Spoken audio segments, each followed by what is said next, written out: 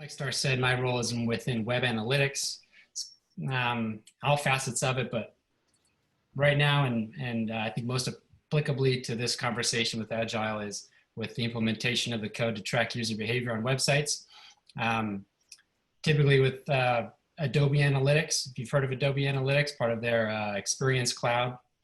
So what my job looks like is initially getting the requirements. I spelled that wrong. I see my slide here. So I basically ask a business owner, hey, what are all the things you want to track? Let's say you have a website and you're the product owner for the checkout flow. So I would ask you, what's important for you to measure in the checkout flow? And the person would say, oh, well, we need to know fallout rates. We need to know what the methods of purchase are. We need to know if people are using PayPal. We need to know blah, blah, blah. So then I create a solution design, which looks like a bunch of code that then gets implemented by a developer. And we go back and forth. I do quality assurance. And in the end, that code is implemented. It's set up to track the things that the business owner needed. And you get some pretty looking dashboards. Even better than pretty dashboards are some actionable insights, right? So that they can see, oh, well, if we've got a problem, as we can see with this data with the promo code field. If we move that promo code field to the shipping page instead of the billing page, maybe we could have fewer fallout, whatever that is, right?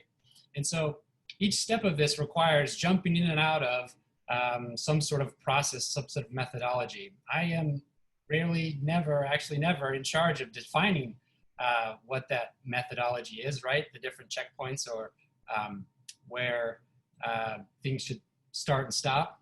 But I am privy to a lot of different kinds of processes. And so I jump in Jira, I make comments, I complain offline on Slack with friends, coworkers about the slowness or such and such problems are going on, right? And so that gives you an idea of kind of my what my work looks like. So we're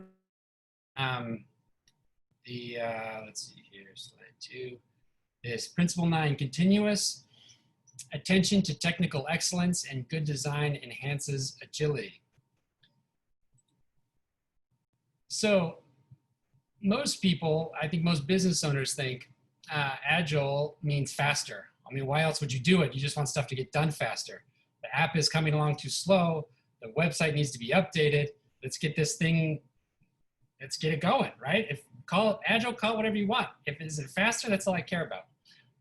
And that's very hard to deny. Who doesn't want things to be faster? We all think or believe in this idea of it's better to get less with more. We love same-day delivery. We love to multitask. Efficiency is good. And inefficiency is bad. So if Agile is what you want to call it, if it can go faster, let's just do it. And so when you think of how to get things to go faster, and you think of this principle number 9, you'd say continuous attention to technical excellence and good design enhances. Well, what does it mean? You've got the number of times you have to check your work increases, the need for education increases, right? Because if you need technical excellence and good design, well, you've got to get smarter into knowing what those things are. You've got to establish some benchmarks to measure your technical excellence and good design against, which means maintaining high standards, which means more budget for more headcount and more people. So how in the world is this faster, right? Oh, this is supposed to mean this principle number 9 is supposed to make things faster. Well, that's the nature of Agile, right? Is that this isn't just necessarily like a rocket ship that makes everything just go faster, but to go faster sometimes requires friction, slowing down to go faster, as annoying as that kind of term is. And so, you know, I build a lot of dashboards. I take a lot of the data that comes from the implementation, and I build these dashboards for business owners. And so I like to think about how we build dashboards and how that's different than the way we build cars. If you think about the way that cars are made, I'm no manufacturing expert, so I'm doing lots of assumptions here. But you build cars on an assembly line where you say, okay, we got to find the one best way and then wring out all the efficiencies, right? All those people who are on the floor building the cars, we don't want any of them to be creative. We want them to do exactly the right way every time. And we don't want them to do any planning. We'll let the people in the offices with the suits on to do the planning, and we'll just train those workers to do it just the way we want, and it'll be faster. And if we tried to apply that same kind of methodology to my work, well, it wouldn't work. It'd be too slow. By the time some business owner got their dashboard, it would be too outdated, right? Like someone's on a new operating system, someone's on a new device, a new app, there's new sources of traffic, there's new, it's constantly changing, right? So the things would be outdated. And so, and the last thing there is, there's a lot of important insights that come from the people on the floor, the people who are using the apps or implementing these designs. And so we need their insights to be able to make a better dashboard. So we can't treat Agile or treat creating dashboards the way we would treat building cars. And the way to get faster isn't necessarily the way we would treat the fastest of an assembly line, right? Okay, so there's such a thing as too much of a good thing. There's lots of cases of this, right? And that comes to with speed as well. But group collaboration to a degree is good, but too much, if you've ever been in large groups with lots of opinions, it just slows things down.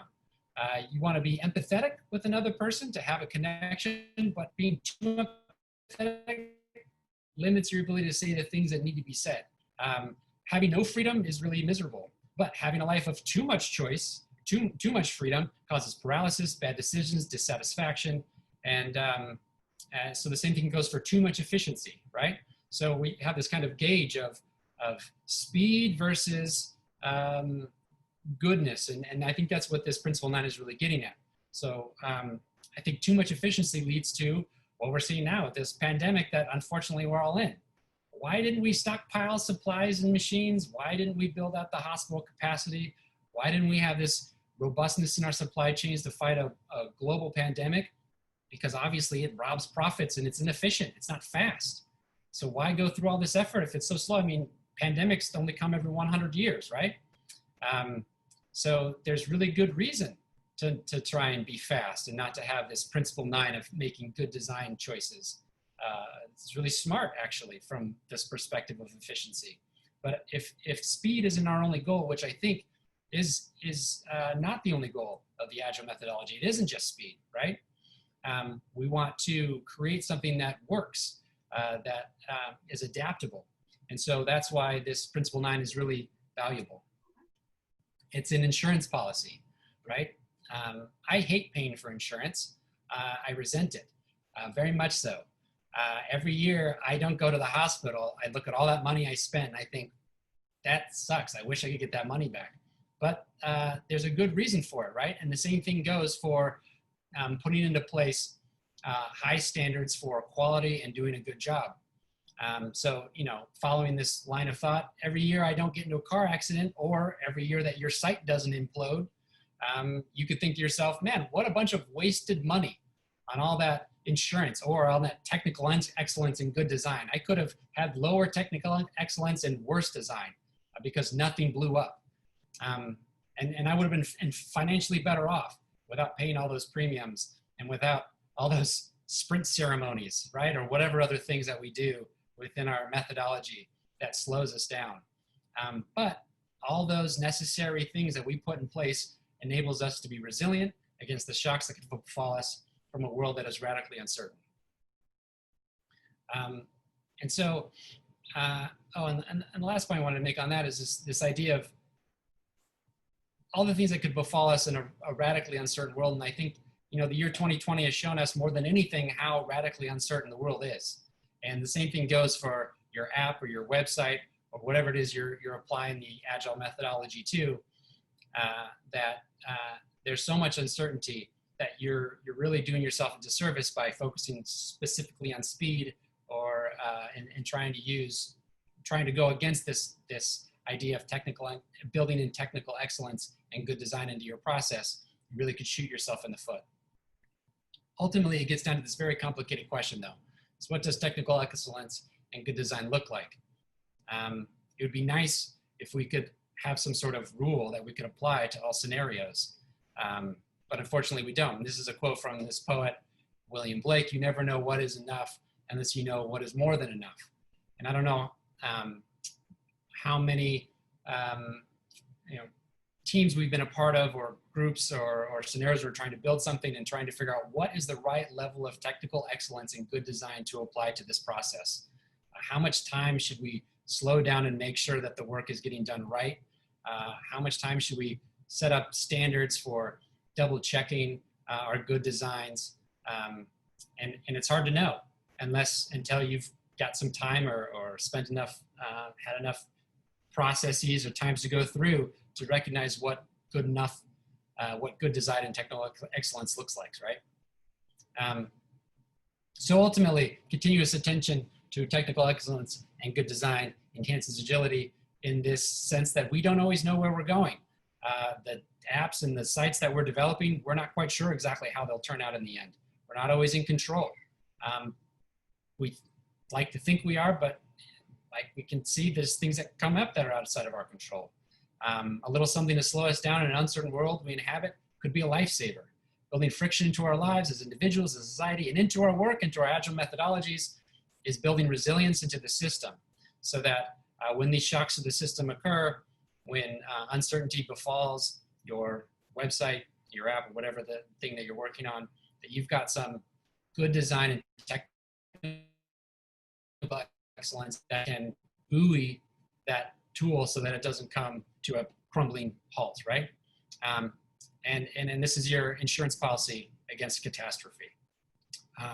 So while continuous attention to technical excellence and good design inherently slows down the process, which is antithetical to what the business owners potentially want, it needs to be really demanded should we want to have the kind of speed that really can get us to where we're going. We can't just simply rely on speed at all costs. We have to build in the technical excellence and good design to make sure that that speed is appropriate and really gets us to the destination that we ultimately are working towards, right? That is my presentation. Is very brief, but I would like to open up the discussion on some of these points here. If anyone has any comments they'd like to make about what technical excellence and good design looks like in any kind of experiences they've had, and maybe we can understand a little bit better about how to define what that is and how to see it. Laura, did you want to ask your question that you posted in the chat? Oh, sure. I just, what you mentioned, demanding technical excellence and good design with clients. I'm just wondering what some of your approaches for doing that. Yeah. So for me, this is, I'm a very, when it comes to web analytics, implementing the code on a website that tracks user behavior, what technical excellence and good design looks like is a very high standard, actually. There's very little wiggle room in my world because like with a lot of code, it's one particular snippet of code that sits on a page, and if it's not accurate or if it doesn't meet the specifications or the requirements of the business owner, then you don't get the data. It doesn't work, right? And so that technical excellence portion is very important. And so there's a tendency, like a website is very big and there's lots of things that users or people want to measure on a website. And there's there's inherently there's a finite amount of resources or developers or people who can implement the code to track the user behavior, right? And so there's a desire to say, can we implement this piecemeal? Can we do parts of it? Like, let's find it's like, maybe clicks on the orange button at the bottom of the page aren't as important as tracking orders. That seems obvious, right? Or certain features are more important to track than others. And what happens is, in my experience, when you give an inch, they take a mile. Meaning like, if I say, okay, sure, let's prioritize, let's do this part of the implementation, I'm the one who pays, because in the end, they're gonna say, okay, I can see that we got orders, but what did we have on that orange button on the bottom of the page? And I go, well, you just didn't want to track that. And so then that's not a good enough answer. So I've got to find, okay, what other back-end systems, what kind of a weird place do I have to find some, trove of data to do SQL queries against and pull into some other kind of thing, and all the added work that goes into that. And so I try and have a very strict adherence to the technical design of what I put in my acceptance criteria for a story in Jira, for example, is if what you implement has to look just like this. And if it doesn't look just like this, I'm not going to accept it. It's got to be implemented to these specifications. Otherwise, it's not going to work, or I'll have to do more work later on, where I've got to try and figure out how to get the data that the business owner wants because it wasn't implemented exactly right. Cool, thanks. Yeah. Any other questions or any other things to talk about? Web analytics included outside of this, if anyone's interested.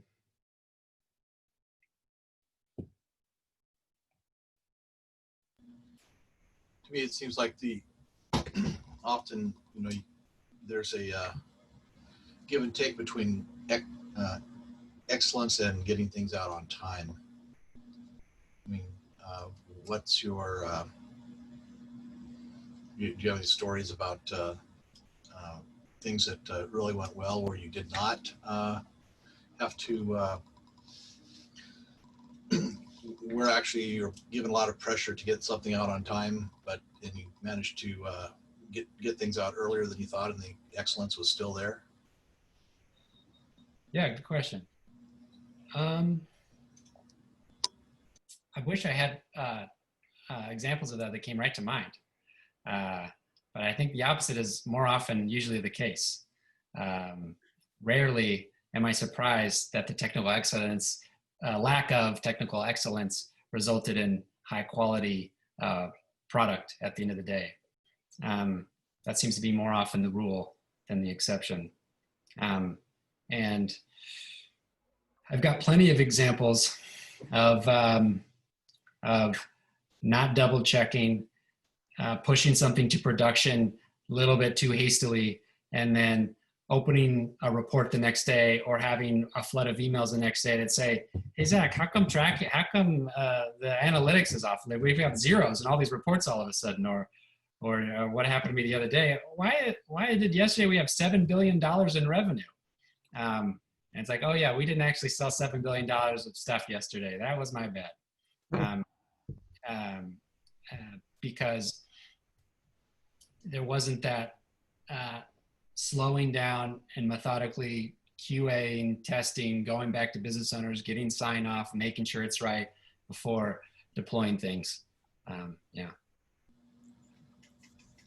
Hey, Zach, not to put you on the spot. I'm kind of really putting this out there to the whole group because I'm guessing you don't have all the answers, but it was really enjoyable what you talked about there. And I think if I can grossly summarize it or grossly oversimplify it is this cost benefit analysis, right, on all of this.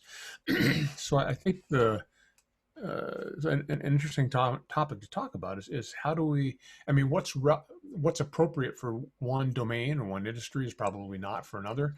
Medical devices come up to mind, probably has a much higher bar for quality than, your music web app perhaps. Does anyone have any, kind of concrete ideas about how to, what to measure or how to kind of objectively close in on what's the right cost and benefit for any particular domain? Any thoughts around that topic? I'd bend that a little to who makes the decision about what's acceptable rather than what the level is. The actual levels will vary all over the place across companies, even within companies.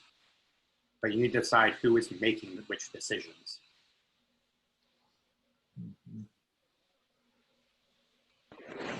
I like to focus on external quality and internal quality. Product owner gets to talk about the things that customer can see. Does it look good enough? Is the user flow good enough? That stuff.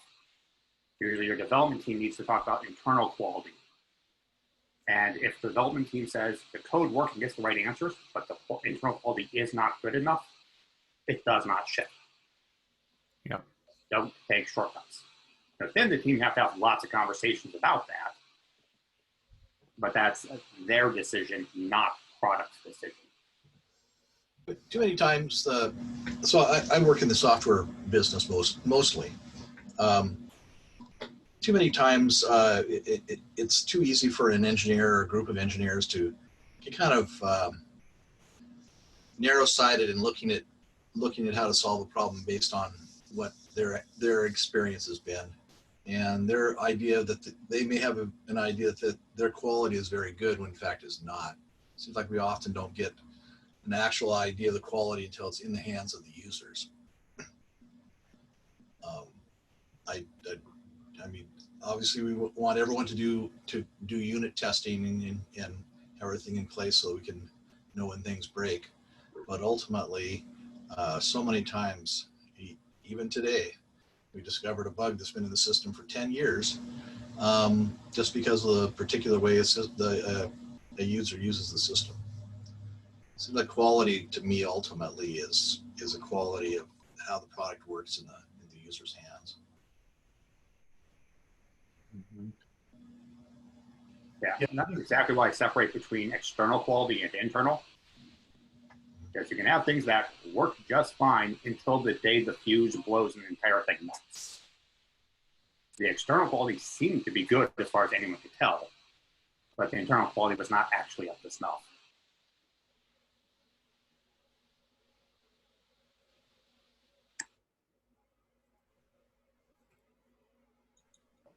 I think that we've got tools that are internal for people who are in our own company. We've got tools and products that are for customers that are external to our company, and then they vary all over the place. As David, you may have brought up medical instruments. I've had this experience in talking to a lot of developers and a lot of development managers, asking who worked in the waterfall days, asking them, how many of you got hundreds of pages of requirements, and then what percentage of those did you actually deliver? And so this is related to quality. It's related to that notion of, oh, we'll do a spec and we'll deliver all of it, because nobody did. The general numbers I get are in the 15 to 45% range of the hundreds of pages of requirements they got, except occasionally I got a NASA engineer. It turns out when we send people into outer space, we want to get them back.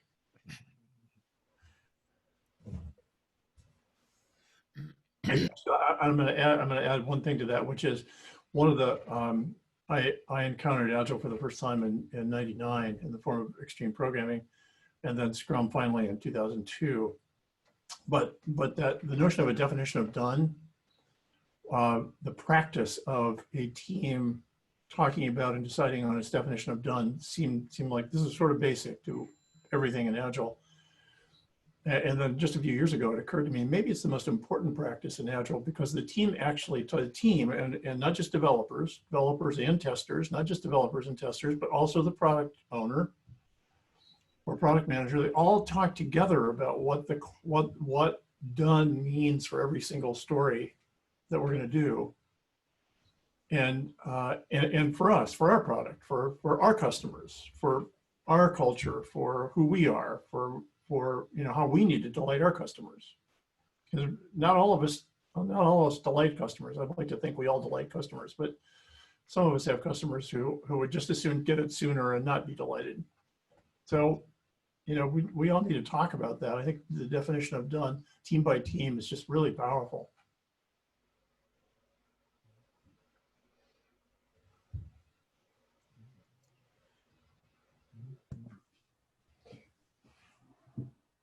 So yeah, I like that, Ron. And so that may really play into the whole cost benefit idea.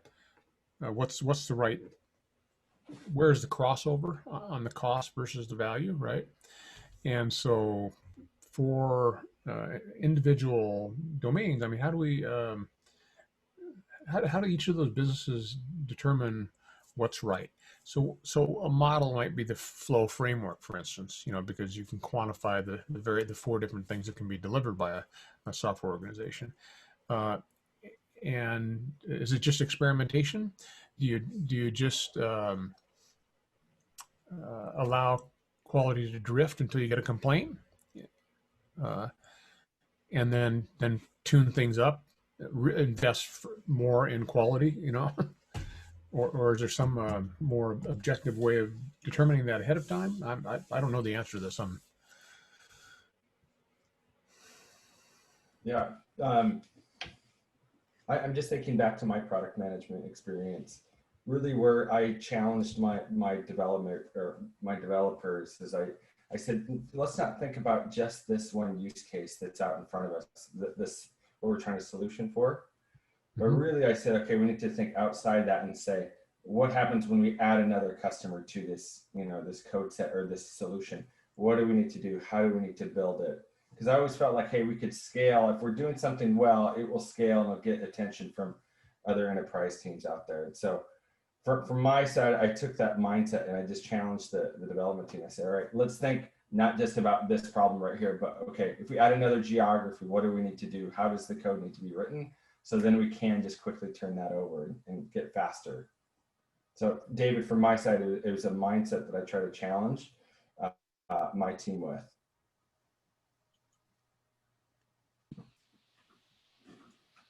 Yep. Often had good conversations around payback versus ROI. Like in the company's early stages or project early stages, it's about getting experiments out as fast as possible. And the assumption is 90% of the code will not survive the year because it probably won't work. But eventually you transition, you find something that's a good idea, and you want to invest in how to make that cheaper. And I've had good luck with having conversations with business at that level. You want turnaround where we may dig ourselves into a hole by accident, or do you want something long-term efficiency where we stop thinking about it?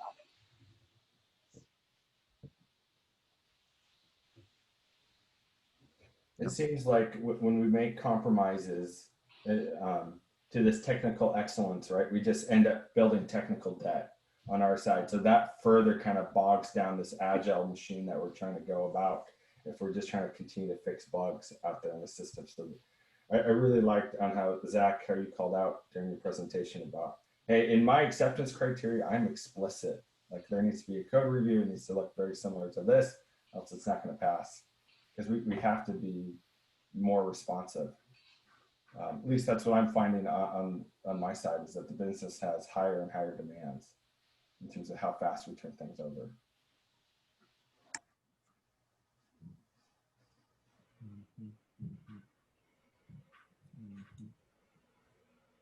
How does this principle interplay with principle number 2, accepting changes along the way, even late in development?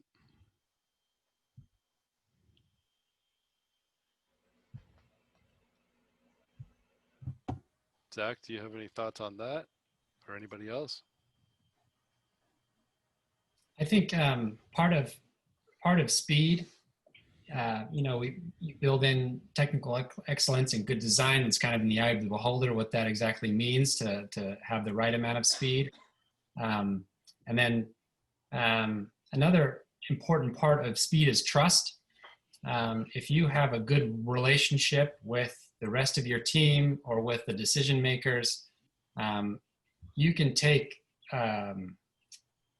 late in the game changes in stride. It's kind of like those relay races where people are passing a baton. And I think I'm going to get this wrong, but I think like there's something about relay racers who they can run like there's no race that a single person has ever run faster than like relay racers or something. It's like, cause they run so fast and they look behind themselves with their hand behind them. If you ever see those people, it's like really incredible how they can just be like sprinting with their hand behind them and the next person puts the baton in their hand as they're running. And that's like an incredible amount of trust to be able to go that fast and know that your partner's like right behind you and is going to hand that baton to you right in time. And so when things come late in the game or changes come out of left field, if you have trust, you can say, no problem, I'm still running. I know you're going to be right behind me. You're going to pass it off to me right in time and we're going to get it done. And so that second principle can be true and work with this principle, the more trust there is between teammates. It sounds like you've worked on teams where you had a lot of trust. What were some elements that helped solidify that and create a foundation of trust on your team? I think that the more you get to know your teammates, the more you can trust them. You know, like we, as humans, we have these kinds of biases and stereotypes. You know, if I meet somebody who looks like me, I immediately trust them more. But we're obviously work in team environments where we don't work with people who look just like us. We're spread all over the world in many cases, come from different backgrounds, look differently, dress differently.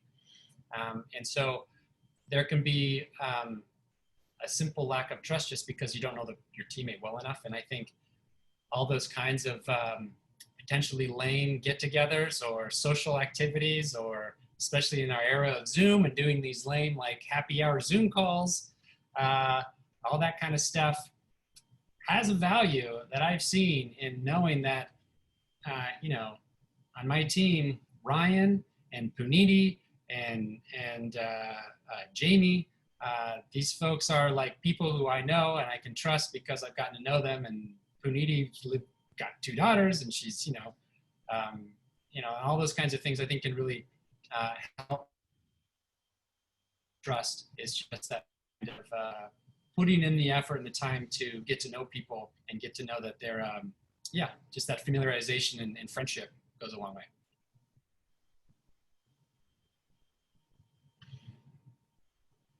How do you negotiate the divide if one of your teammates doesn't have the same standard of technical excellence that you do?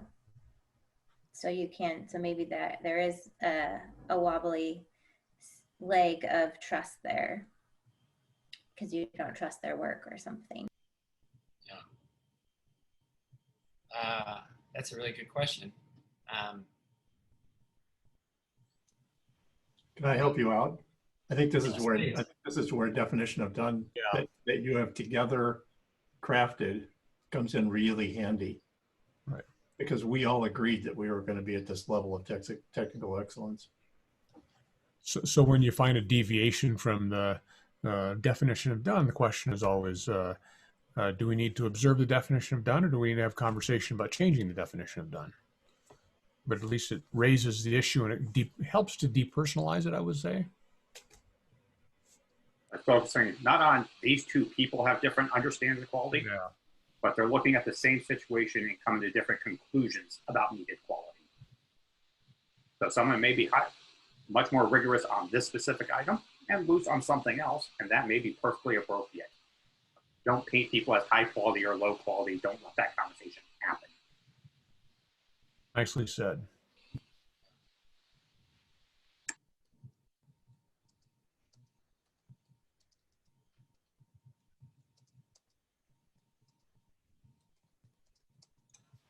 So I want to note, I really like that metaphor of technical excellence and good design as insurance. I'm still mulling that around. I'm going to probably be mulling that for at least another day or 2. So thank you, Zach.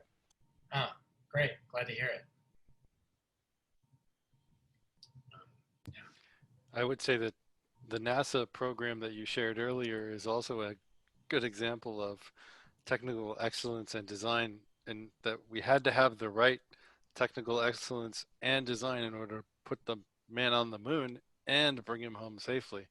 And that bring him home safely part was not anywhere near the simplicity of getting him up in space because of the heat component of re-entry that we had to figure out how to deal with. And it wasn't as high going out as it was coming back. Ron, I'm with you that I just really liked Zach's analogy with the car insurance. Really, I think about all my accidents, all my speeding tickets is because I was in a hurry, right? And I think sometimes technical excellence and good design are compromised because of that, get it done on time or get it done earlier. David, I know you kind of called out like, hey, what's our KPIs? Is that how we measure it? Is that we're able to get it done on time? But I don't know. I just think that sometimes if we're just so hurried, some of that stuff just goes out the window, then I get pulled over or I hit someone from behind. You know, I just bump into other teams without having good communication out there. So I'm with you. But like great analogy there, Zach. That was good. Really got me thinking.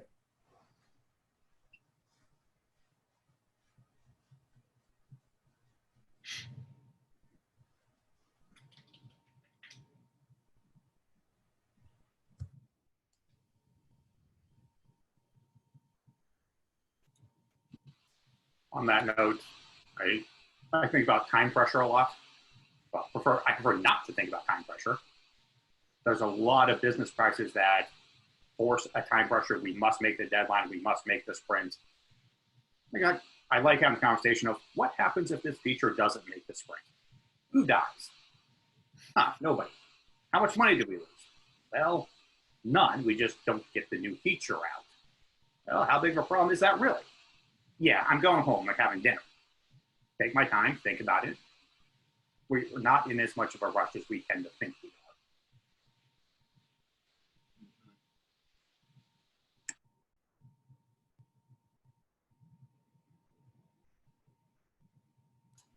So I'm going to throw out another conundrum that. So this is really interesting. Looking at the principles one by one. So I'm looking at continuous attention to technical excellence and good design enhances agility. Continuous attention to technical excellence and good design. And one of the people who signed that is Ward Cunningham, who's the guy who came up with technical debt and said technical debt is not bad. Technical debt is something we take out for cars, when we buy houses. What's bad is not paying the interest and not paying down the principal. We need to pay off technical debt. He's the guy who came up with that, and so technical debt's got to fit within continuous attention to technical excellence and good design, seems to me.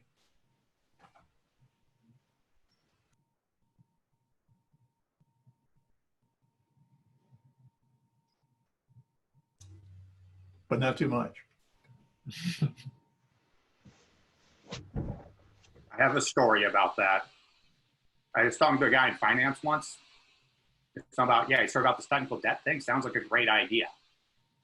As in, well, no, technical debt's generally a bad thing. We try to avoid it, minimize it. But no, that's how you get things better. That's how you make investments.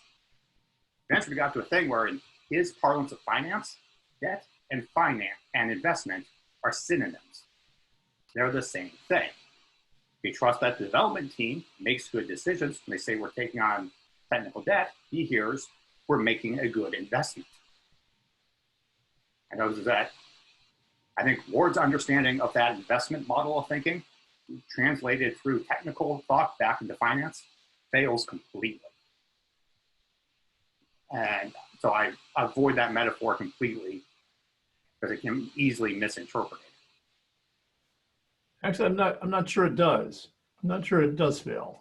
I think it goes to what David was talking about here's the trade-off between get it out and take on the technical debt, and is that the right investment right now? And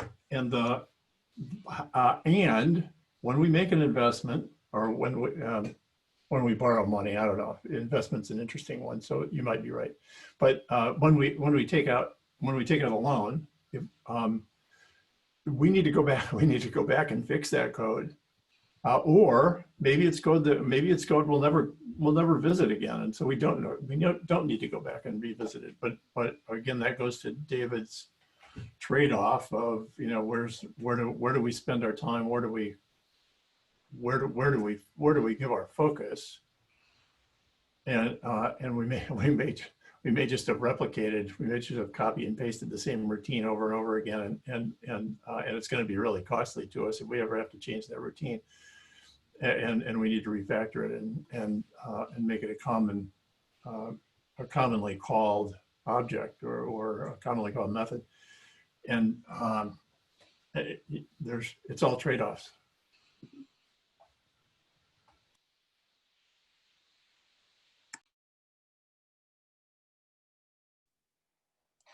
I think one of the other things to think about in terms of technical debt and investment is that finance investment involves risk and technical debt involves risk. You're making a risk that getting it out today in a way that is a shortcut, knowing that you're going to inherit some technical difficulty you're going to have to work through in the future, is a risk. And that risk could pay off big time in the future, or it could come back and crush you.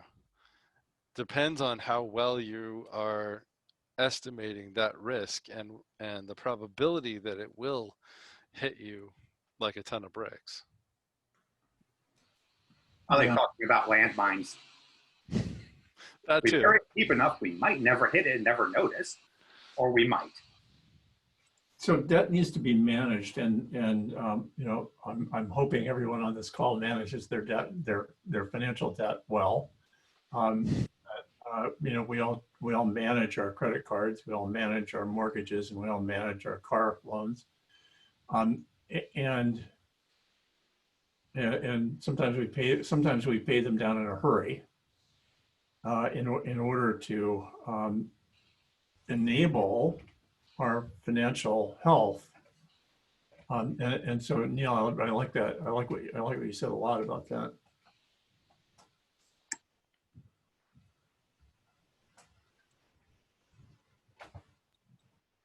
Yeah, to take that metaphor even further, I guess from the web analytics perspective, what technical debt looks like in a software for reporting on the website is when you've got all kinds of gotchas in the data. So when you invite a new user to have access to your Adobe Analytics dashboards, for example, you've got to also preface by saying, oh, and by the way, from 2003 to 2005, we didn't have tracking on this. Oh, and when you pull this data, it's going to be wrong from this time period to this time period.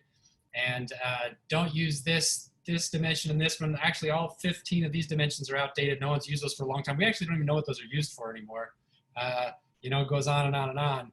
And typically with too much debt, I guess to stress the metaphor is like bankruptcy, right? And that's what I've seen a lot of times is where I get paid a lot of my salary is based off of coming in and someone says, they throw up their arms like, we can't use our web analytics data anymore.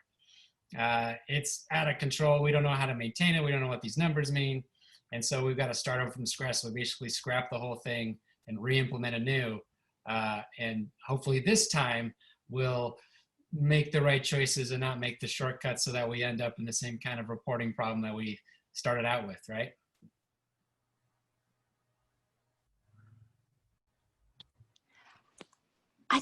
I think too, I'm trying to wrap my mind around all of these different contributions. So Jeff talking about perspective and who makes the decision, you know, Ron talking about trade-offs, you know, Neil talking about risk. And I'm thinking about this project that I'm working on right now and how midstream, you know, we're sort of creating a talent marketplace, working through, you know, issues of staffing at my company. And halfway through the process, we arrived and there was a big change in June, right? And we were face to face with a changed world, a transformed world, where our company was now embracing an anti-racism stance. And diversity and inclusion took center stage. And the focus for the measure of the quality of our, you know, our product, we were in discovery phase, we were in design phase, shifted. And I guess I'm interested in what happens when you have that larger kind of lens. And I guess I can't, you know, all of these discussions of putting a man on the moon also brings to mind this amazing spoken word poem by Gil Scott Heron called Whitey on the Moon. And it's from 1970, and he talks about all of the injustices, all of the poverty, you know, that his sister has been bitten by a rat, and is swollen up, and their family is sort of finding it hard to face the medical bills, right? And all of the investment that's going in to putting this man on the moon, when there is all of this injustice and suffering going on with people of color around him. So I love that idea that Jeff is talking about perspective, because the problem looks one way from one perspective, but another from a different person's perspective. You know, are we talking about money? Are we talking about ethics? Are we talking about, you know, sort of health? All of those issues have different weight in the human condition. And I think that more and more, it seems that these technology solutions are being tasked with larger issues that are beyond the bottom line. And that is a different level of sort of adherence to this idea of good design and technical excellence, you know. So I'm going to stop there because I've talked a lot, but I'm curious if people have ideas around that.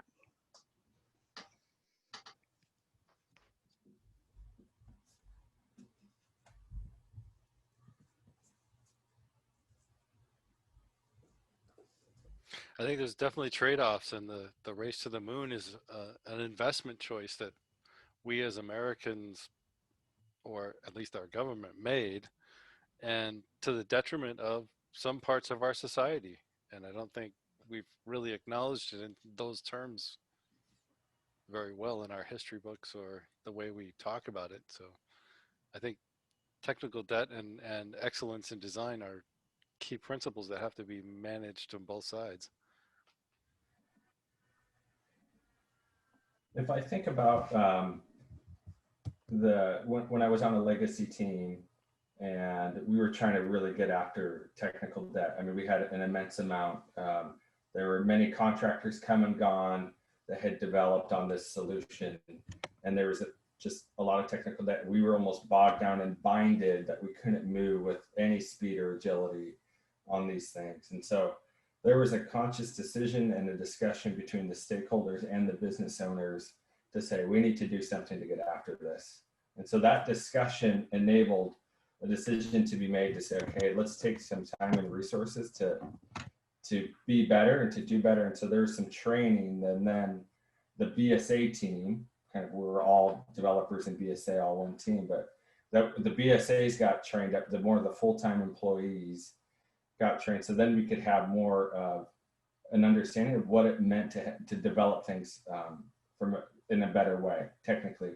And so then we implemented code reviews on that side because frankly, we just weren't trained. We didn't know how to do that well enough in terms of the platform and how it was developed in the past. And so, Kelly, to your point, I think, you know, it's about having dialogue, having discussions, talking about those trade-offs, and then just consciously making some changes in order to like really get after technical excellence.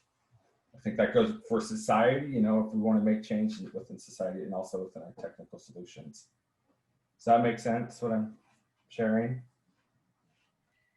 Absolutely. It's such a complex web. And I feel like that is why, you know, Agile is poised to tackle the complexity. I mean, it's trying to do that collaborative process where you're getting lots of perspectives and agreeing and trying things out and then trying again and shifting. So yeah, I'm just really enjoying this conversation, and I really appreciate all of the ways that you're provoking thoughts in me. There's a Luke Holman who did innovation games 20 years ago, 25 years ago. Some of us still use Sailboat, and some others that he pioneered has got an effort to he's used it with the city of San Jose to get citizens involved in figuring out the trade-offs. You know, and I'm not sure exactly how he does it, but in XP, you know, one of the ways of doing it was giving your stakeholders poker chips and letting them put them on various different features or work streams. And it's brought to mind by what you said about the space program versus poverty.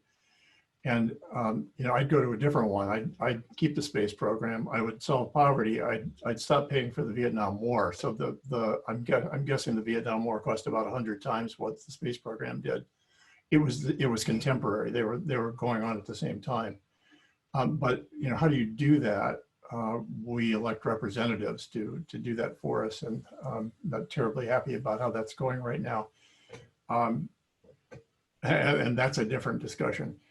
How do we, you know, I think this has come up in the current era, and you brought up a piece of this. You know, what are the things that we currently have policing doing, and who can do those, and who can do, and now we've got trade-offs, and I think there's a citizen opportunity there that Luke's effort with San Jose would absolutely speak to and provide some input to, and it's very much an agile approach to citizen involvement and engagement in making those choices.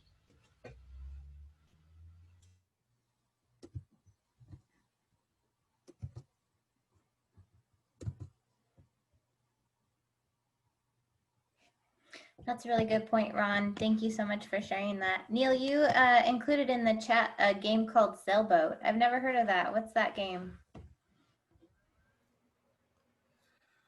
For retrospectives, it's something that's used quite commonly. No, Have you seen it in that context? I haven't seen that. No? Okay. Yeah, Ron mentioned it, so I was just trying to capture it so we didn't lose that thought. I'll go investigate it later myself as well. I often take notes in the chat just to capture ideas that come through and save them off later and follow up. So. Okay, great. Yeah, it's a great tool. I'll see if I could capture a picture and copy it in the notes. Thank you, Deb. That'd be great. Yeah. I think there's something for the overinvestment in design and underinvestment. Is that you need to accept that sometimes you're going to be wrong. You're not going to be right every single time. But you look at the pattern of how you're wrong. If you find you're consistently underinvesting, that's a problem. If you find you're consistently overinvesting, that's a problem. So sometimes you're under, sometimes you're over, you're probably on average pretty good.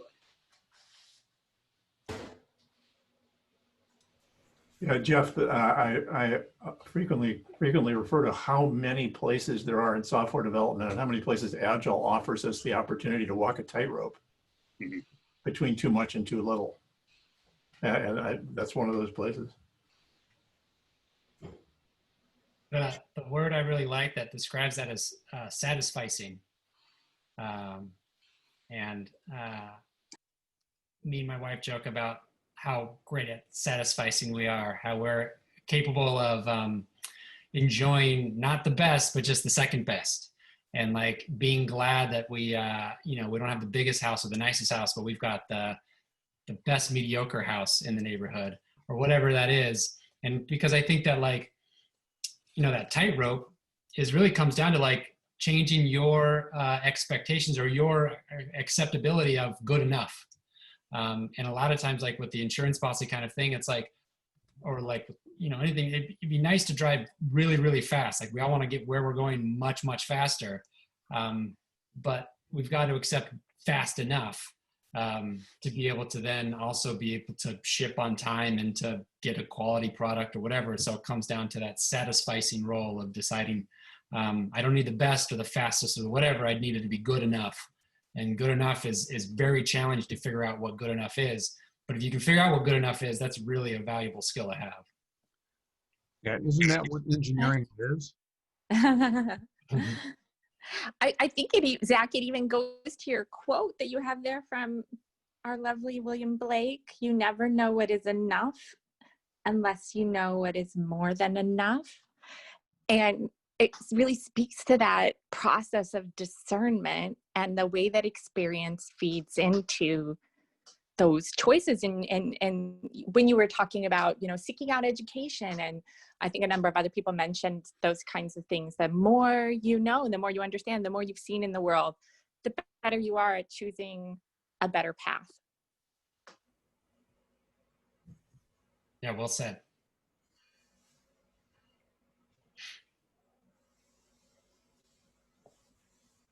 Well, I think that